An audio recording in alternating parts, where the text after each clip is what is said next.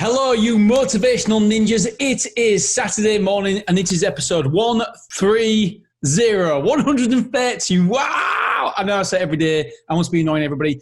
Time does fly. Okay, today is all about the book review.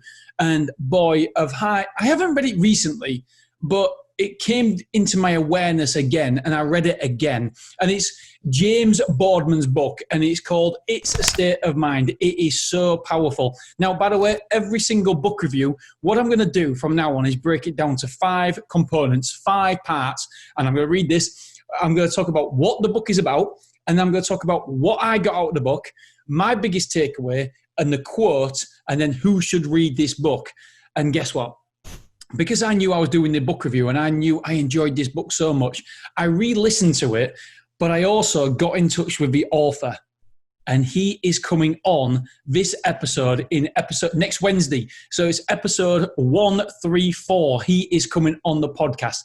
And I am so excited by that. And I promise you, you guys will get something out of this. He is an amazing individual. And I recommend, well, do you know what? I'm going to tell you who I recommend reads this book. Okay, so section 1. What is this book about? This book is all about helping men aged between 30 and 100. Anybody be over 30 years old, I guess. And it's all about men having them, not the midlife crises, but not being motivated to get, I don't know, there must be areas in their life that they feel is lacking. And basically what James does is he tells a story about when he came back, because he was a personal trainer for the Marines. So he trained the Marines. And so obviously you don't need me to tell you James is a big, strong, tough guy. But when he came back from the army, from working with these Marines, he actually realized that he spent 11 years, please don't quote me on this. He actually believed, he came back into civil life, normal life, after being in the army for 11 years. And he realized he had no friends, or very, very few friends, because he'd been working away for so long. And his life didn't have purpose, didn't have meaning, and he kind of fell in a slump. But the more and more he realized is that more and more men feel like this. And I know from personal opinions how many people I know feel like they're in a slump. I mean, obviously, me personally, I'm stupidly motivated, but I understand how people get in a slump and how it affects people. So I am really, really passionate about this subject because I believe us men, we don't talk about it enough, and we should be able to talk about it. I mean, I'll do an episode about this, but I was with my son at school today, and because he did something wrong, so I took him back to school, tried to be this good parent, and I genuinely was. He was talking to the teacher in the school playground, and I genuinely was filling up. I actually had tears in my eyes, and I was like, "Please don't look at me! Please don't look at me!" And I feel like that us being men, we're not allowed to talk about our emotions. We're not allowed to talk about what's bothering us. And we try to put this facade on and we try to hide behind this mask. And it's not right. We shouldn't do it. And so this book, I thank James so much for this, because he says that it's okay to feel like this, but he also calls you out on what he says, your own bullshit, because he wants you to get better. He wants you to get back on that bike, and he wants you to start being the best version of yourself, being the happy version of yourself. And for me, it's a really incredible book. So what did I get out of this book? Right. Number 1, I got out structure. I'm a very, very structured person, but sometimes, if I'm honest, I don't stick to it.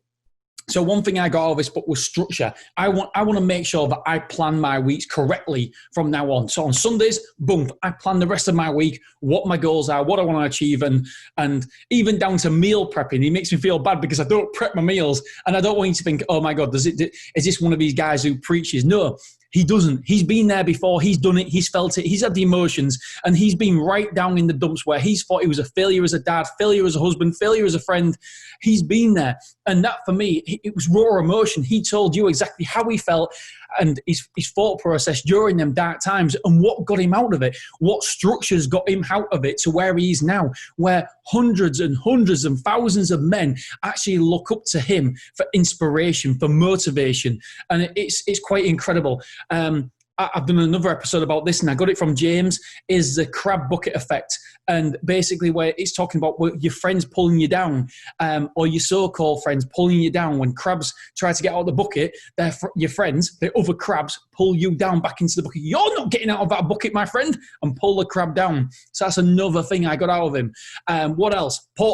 This, my friends, is an unbelievable takeaway. Poor choices equals more poor choices. And I'm not going to go too much into that because in episode 132, I'm going to do a full episode next Monday. Is it Monday? I think it is Monday. Yes, it's Monday. I'm going to do a full episode about poor choices equals more poor choices, because for me, I can 100% relate to that. As soon as he said poor choices equal more poor choices, I was like, I'm sold. And he explained it, he went into detail. I'm like, oh my God, and I can relate that to me. So I'm going to relate that to you guys from my personal experience and give you examples. And we're going to really, really deep dive into that on Monday. I'm so excited by that episode because there's two big takeaways for me in this book. That was number one. And I'll go into number two in a minute. But this alone, talking about poor choices, can change your life. So please tune in on Monday, episode 132. I've got them written down there. I don't just throw these episodes together, I plan these episodes out. I've got it written down there so I don't forget what episode number it was. It can genuinely, honestly change your life with this look at things. And as soon as you said it, I was like, yeah, I can relate to that. I can 100% relate to that. My other takeaway, 4 areas you have to audit in your life. I'm reading this, personal development, there's health, and there's relationships, so personal development, health, professional life, so work and relationships. So they're the 4. And what he wants to do is he wants you to score them out of 10. Now, I've already done another podcast about this one. Somebody else has actually mentioned it, but this is a really good takeaway for me. So it's 4 key areas. Personal development. So we have to keep improving all the time. Your personal development. Are you listening to podcasts? If you're listening to this, then you are. Or YouTube or whatever it is. Books. 1, 2, 3, 4, 5, 6, 7, 8, 9, 10, all the way 52. That's how many books the average CEO reads. You must be having personal development. We must grow. So that's number 1. Health. Are you looking after your health? Because if you don't have your health, you have nothing. Nothing else matters more. You have to put your own gas mask on an airplane before anybody else is. And exactly the same with your health.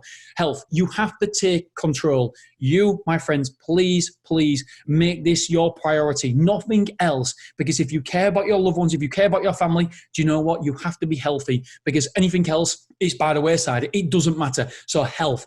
So score it out of 10. What is your health? What is your drinking patterns? What is your eating patterns? Do you have takeaways? Whatever it is. And by the way, I'm not saying that you shouldn't have takeaways. Everyone can treat themselves. I think James actually said that he has takeaway once a week. So we can all treat ourselves. Professional life. What is your professional life like in terms of work? In terms of work. That's all I've got. In terms of work and relationships. And I've been honest and vulnerable with you guys and said my relationships, do you know what? My score there, it depends. My relationships with my kids, I would score a 9 or a 10. My relationships with my wife, if you ask me, I think it's a 10. If you ask her, it's probably a 6 or a 7, depending on what day you get her. But I do try honestly. Relationship with my friends, I've dropped a ball on that one. As you guys know, I know I've dropped a ball on that one and I am trying to improve. I will improve. I will iterate and improve that one. So everything else I feel is like, okay. But relationships, yeah, I've definitely dropped the ball there. Okay, so the quote. I've got 2 quotes here for you. I'm clicking on this button here. Sorry if I'm not looking directly at you on YouTube, by the way. We are on YouTube now, by the way. If I'll put a link to the YouTube channel in the show notes. Right, so hang around with people. Oh, this is so good. Now I'm just reading this again. This is so good. As soon as he said it, I was like, oh my God, James, this is nuggets, golden nuggets. So hang around with people who you don't need to wear a mask. And I don't mean coronavirus or anything like that. What it means is that, do you pretend to be somebody else? Do you put on a mask when you're around certain people? If you do, you shouldn't be around those people.